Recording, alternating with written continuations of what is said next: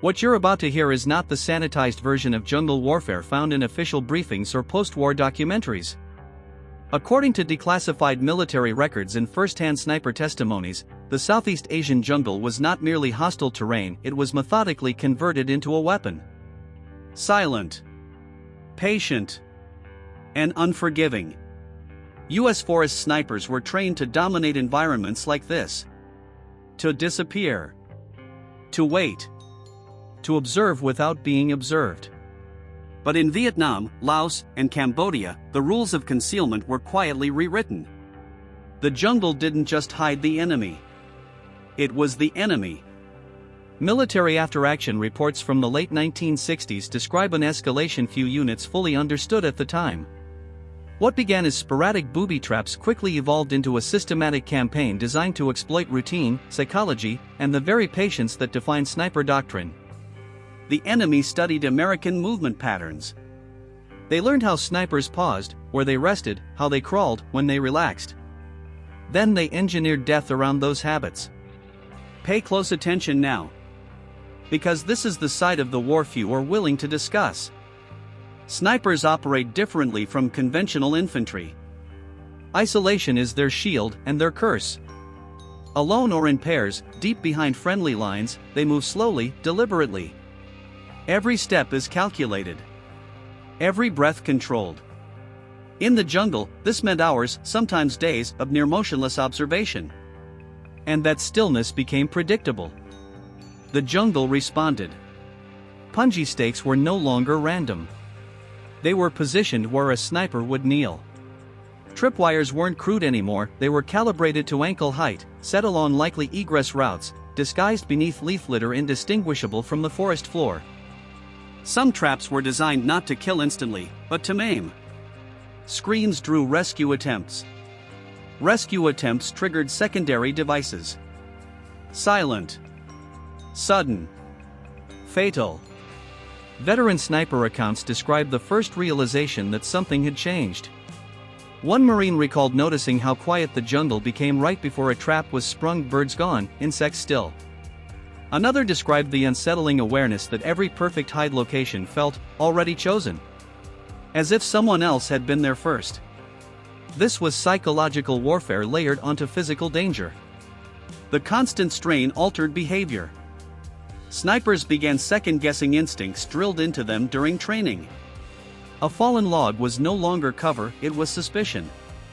A clear line of sight was no longer an advantage, it was a lure. Even stopping to drink water carried risk. The jungle punished familiarity. Military psychologists later noted elevated stress responses among sniper units operating in these regions. Hypervigilance became permanent. Sleep fractured. Trust in terrain collapsed. When the environment itself becomes hostile by design, there is no neutral ground. And this was only the beginning. As enemy engineers refined their methods, traps became quieter, more personal, more insidious. Each one sent a message: we know how you think. We know how you move. And we are waiting. In the parts that follow, we'll expose how these mechanisms evolved from simple deterrence into tools of terror and how they dismantled the mental armor of men trained to be invisible. Because in this jungle, patience was no longer a strength. It was a liability. Declassified field manuals and captured enemy documents reveal a disturbing truth: jungle traps were never meant to be random.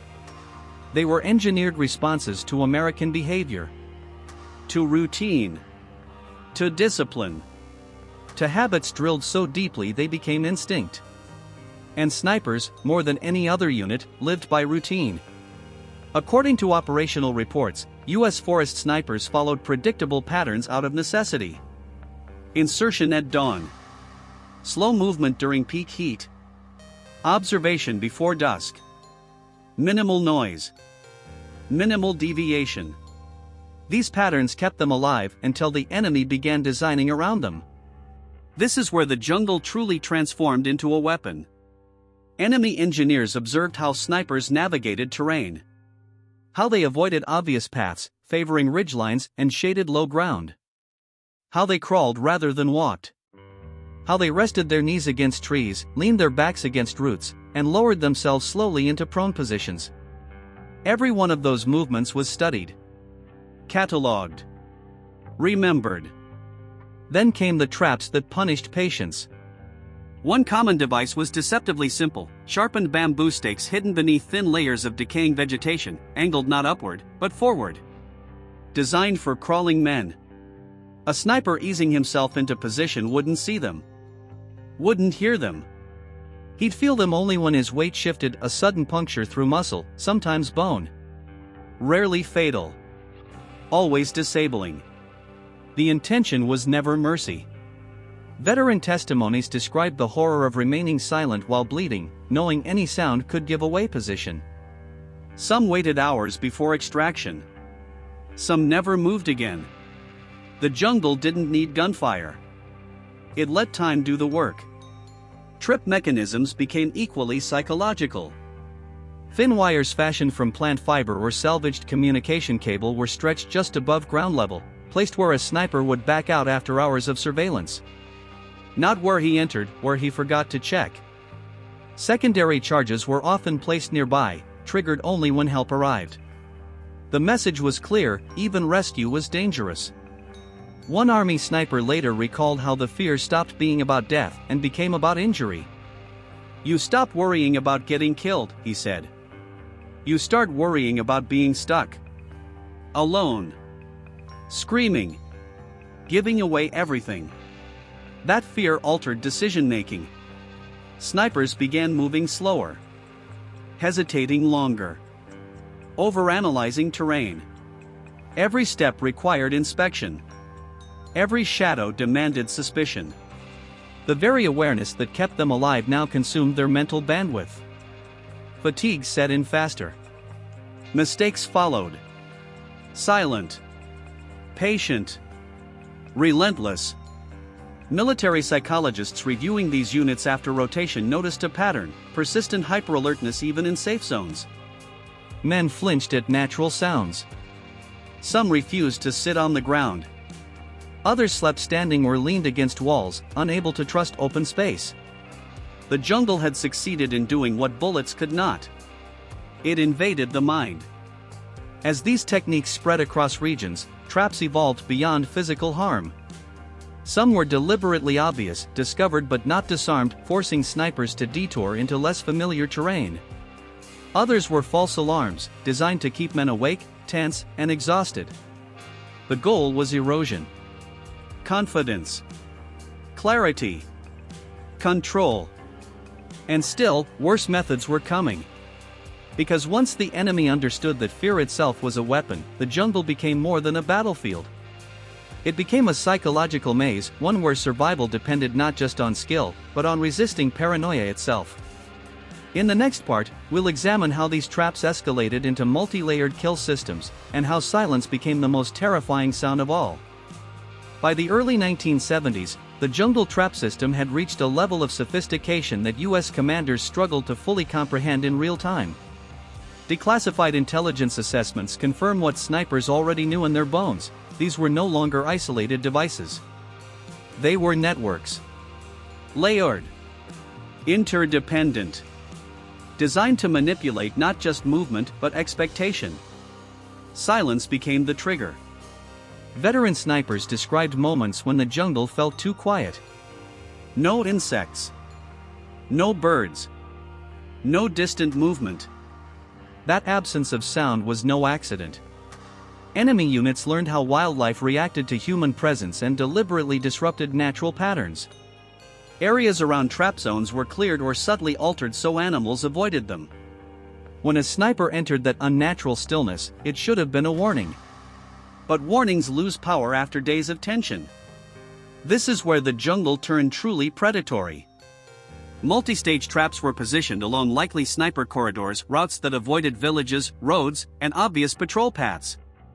A first device might be harmless: a snapped twig rigged to fall, a harmless wire that moved foliage. Enough to make a sniper freeze. To wait. To listen. And waiting was the point. Secondary mechanisms were timed or pressure-based. A man holding position too long, knees dug into soil, weight evenly distributed, could trigger a buried punji bed designed specifically for static observation. The longer he remained still, the more likely it was that subtle shifts in muscle tension would complete the mechanism. Sudden. Unavoidable. Intimate. One Marine sniper recounted how his spotter noticed a change in leaf coloration beneath them, slightly darker, slightly matted. They moved inches at a time. It still wasn't enough. The trap activated with no sound at all. Just pain. And the understanding that they had been anticipated. These devices didn't rely on noise or explosions. Many were engineered to remain silent even when triggered. No gunshot. No blast. Just a body collapsing inward, teeth clenched to suppress a scream. The jungle absorbed the sound like a sponge. The psychological aftermath was devastating. Survivors spoke of developing a fear of stillness itself. Remaining motionless, once a sniper's greatest strength, now felt dangerous. Movement became safety. But movement also revealed position. The dilemma was constant. Paralyzing. Military psychologists later described this as environmental inversion, when the terrain's expected rules reverse, forcing the brain to operate without reliable anchors. Snipers lost trust in intuition. Every decision required conscious analysis. That level of cognitive load, sustained over days, led to breakdown. Men began to hallucinate movement. Faces in leaves. Hands in vines. Shadows that breathed. And the enemy understood this. False traps were deliberately placed in obvious sight, bamboo stakes partially exposed, wires intentionally visible. Snipers would spend hours disarming them, only to find nothing connected. Meanwhile, the real devices lay beyond, along the detour routes chosen in frustration. Time was the weapon now. Captured documents later revealed instructions emphasizing patience over lethality. Let them doubt the ground, one translated directive read. When they no longer trust the earth, they will make mistakes. And they did. Extraction reports mention snipers injuring themselves while rushing, tripping over routes they would normally avoid. Others fired prematurely at imagined threats, compromising missions. The jungle had broken the rhythm they depended on. Silent. Clever. Cruel. By this stage, the traps were no longer just defensive. They were offensive psychological tools, shaping behavior without ever being seen. And in the final stages of this campaign, the jungle delivered its most devastating effect, not on the body, but on identity itself.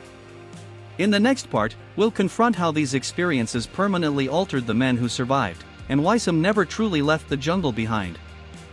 By the time many sniper teams were rotated out of Southeast Asia, the damage had already been done and it wasn't always visible. Declassified psychological evaluations and post-deployment interviews reveal a chilling pattern. The jungle traps didn't just wound bodies. They rewired perception.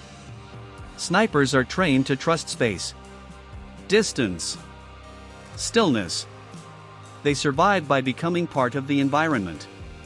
But after months operating in terrain where the ground itself was weaponized, that relationship collapsed. The jungle had betrayed them too many times. Veterans described a fundamental shift in how they saw the world. One Army sniper testified that after returning stateside, he could no longer sit on grass. Not in parks. Not in his own backyard. The texture of soil against his boots triggered immediate tension. Another spoke about grocery store aisles, how the silence between shelves felt identical to trap zones. Too quiet. Too controlled. His body reacted before his mind could intervene. This was not fear in the traditional sense. It was conditioning. Every trap had taught the same lesson: patience invites punishment. Precision invites anticipation. The very traits that define sniper excellence had been turned against them. And once that association formed, it did not fade easily. Medical reports from the period avoided modern terminology, but the symptoms are unmistakable. Chronic hypervigilance. Environmental mistrust. Involuntary scanning of floors and corners. Sleep disturbances marked by dreams of immobility, being stuck, pinned, unable to move while something waited beneath. The jungle had followed them home. Some snipers reported that they could no longer disappear mentally. The calm detachment required for long observation missions was gone. Silence, once comforting, now felt threatening. They filled rooms with noise. Radios. Televisions. Anything to break the stillness. Ironically, the men trained to remain unseen now felt exposed everywhere. And this psychological erosion had operational consequences even before they left the war zone. Late war reports indicate declining mission durations. Snipers requested earlier extractions. Commanders noticed increased movement during observation periods, a subtle but dangerous shift. Remaining still had become unbearable. The jungle had robbed them of their most powerful tool. One Marine commander later reflected that the enemy never needed to defeat snipers tactically. They just had to make them doubt the ground, he said. After that, everything unraveled. The traps had achieved something extraordinary. They forced elite soldiers into a constant internal conflict between instinct and survival, between training and experience, between stillness and motion. There was no correct choice anymore. Every option carried risk. And the jungle exploited that ambiguity mercilessly. By the final years of covert operations, traps were placed not just to injure or kill, but to mark. A wounded sniper was a warning to others. A psychological ripple. Each extraction under fire reinforced the message that nowhere was safe, not even places already cleared. The environment had become an adversary with memory. And memory is far more dangerous than any weapon. In the final part, we'll confront the legacy of this invisible war, how these jungle traps redefined fear, survival, and what it truly meant to be unseen, and why some battles never end when the shooting stops. According to post-war analyses and long-delayed declassified assessments, the most effective weapon deployed against U.S. forest snipers in Southeast Asia was never listed in any inventory. It had no serial number, no supply chain, no kill count officially attributed to it. It was the environment itself engineered to remember. By the end of the conflict, jungle traps had evolved beyond tactics. They became doctrine. A way of thinking. Enemy engineers no longer focused solely on stopping movement or denying terrain. Their goal was deeper, to permanently destabilize the sniper's internal compass. To make invisibility impossible. And they succeeded. Survivors spoke of a final realization that settled in slowly, often only after returning home. The jungle hadn't been trying to outshoot them. It had been trying to outweight them. Every trap was a question asked over time. How long can you stay still before fear makes you move? How long before doubt defeats discipline? This is where the true cost revealed itself. Snipers are trained to accept isolation, silence, and patience as allies. In Southeast Asia, those allies were corrupted. Stillness became suspicious. Silence became threatening. Patience became dangerous. The fundamental psychology of sniper warfare was inverted. Military historians later described this as one of the earliest large-scale examples of environmental psychological warfare, using terrain not just as cover, but as a thinking opponent. The jungle adapted, observed, adjusted. And unlike a human enemy, it never tired. Veterans recalled moments years later when rain on leaves sounded like movement. When shadows on the ground triggered muscle tension. When walking trails felt like negotiated truces rather than safe passage. The body remembered even when the mind tried to forget. And that memory carried weight. Many snipers never returned to roles requiring stillness. Some avoided outdoor environments entirely. Others sought constant motion, running, pacing, noise, as if movement itself was proof of survival. The jungle had taught them that stopping was dangerous, fatal, lasting, unforgiving. What makes this chapter of warfare so disturbing is not the ingenuity of the traps, but their intent. These were not weapons designed for quick victories. They were tools of erosion, of attrition against the mind. Each trap whispered the same message: you are predictable. You are known. You are never alone. In that sense, the jungle didn't just kill men. It changed what it meant to survive. To this day, military training incorporates lessons learned from those operations, emphasizing unpredictability, psychological resilience, and environmental skepticism. Not because of enemy snipers, but because of what happens when terrain itself becomes hostile by design. And for the men who lived it, the war never fully ended. So when we talk about unseen battles, about silent weapons, remember this: sometimes the most devastating enemy is the one beneath your feet. The one that waits.